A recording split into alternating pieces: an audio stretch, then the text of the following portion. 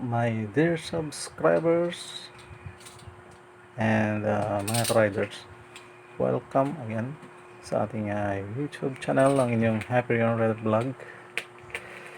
Today we're going to unbox a newly acquired full face motorcycle helmet from an online seller through Lazada.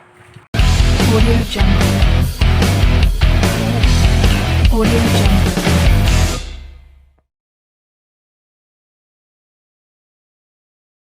Audio Jungle.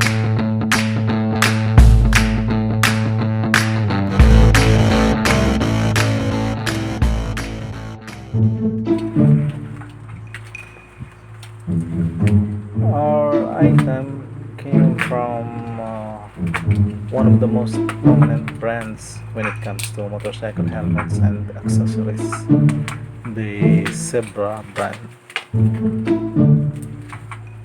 As we can see, mga riders, the package is properly wrapped in a plastic bubble.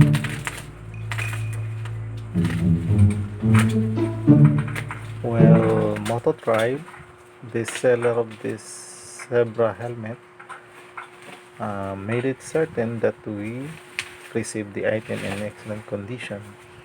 Okay, so by this moment we can see that the edge of the box is a little bit with dents, and of course it happens during the transition, especially at transport. It is acceptable though. What really concerns us is the integrity of the item inside the box. Must be intact and preserved from any damages. There, color black. Actually, we ordered black red. Model H711. Okay, correct. Okay, we'll look into the box now and let us see what is inside. There it is. Our item is inside a black handy bag. Well, you can see that it is all that's inside the box.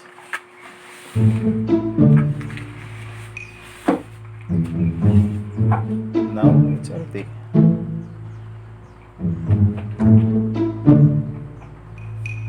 Riders, it appears that our item is inside the zebra helmet bag. Well, let us open the bag so we can take our helmet out and check it properly.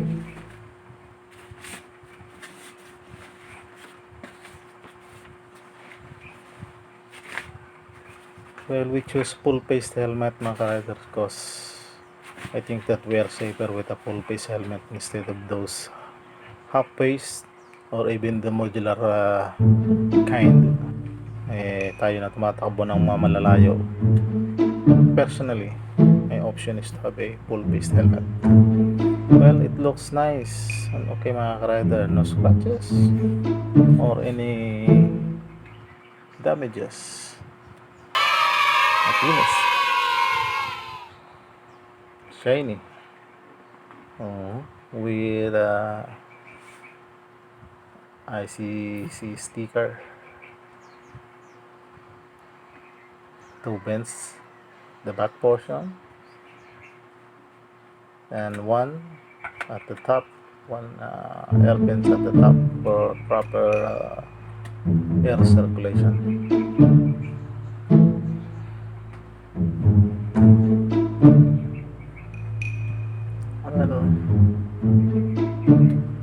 Exactly the what we have ordered, a black red shiny helmet on the wide variety of zebra helmet lines.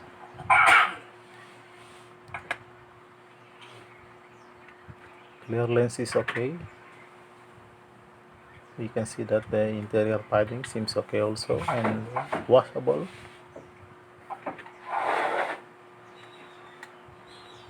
Back to having a back to choosing the full face helmet instead of those modular and half face helmet, mga ka-rider.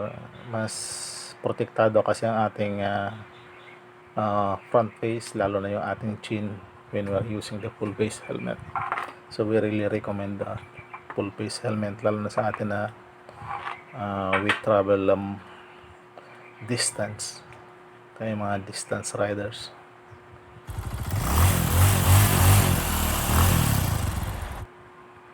It is for our safety. We require to use that you should use a full face helmet. So let us switch the lights on so we can see it clearly. As I said earlier, the interior is fine. Now the lock strap looks good.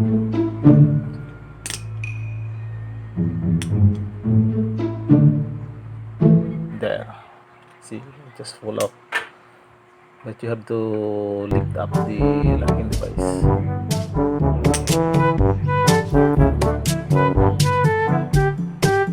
You know, mga ka-rider, na this is an average type of helmet.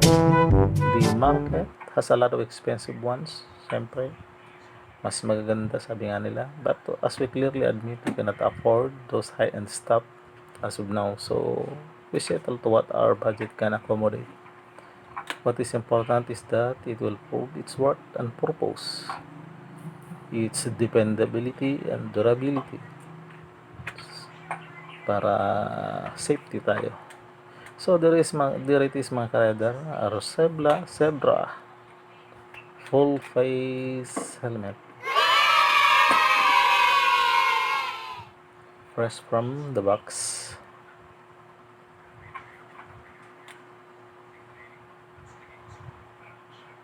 Well, I am satisfied by the looks of it, by the way my hands grip at it.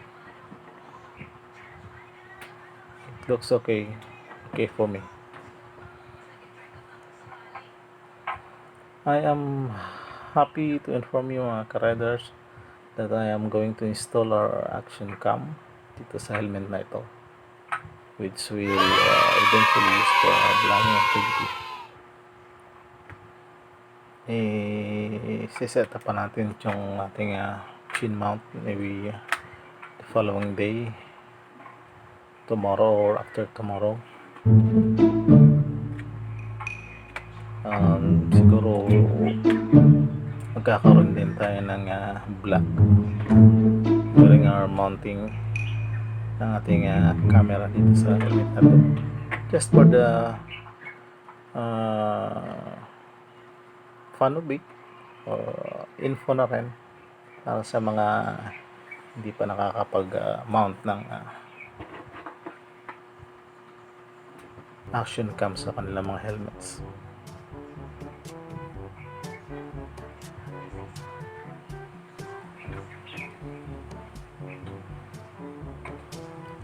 Okay, there it is, looking good.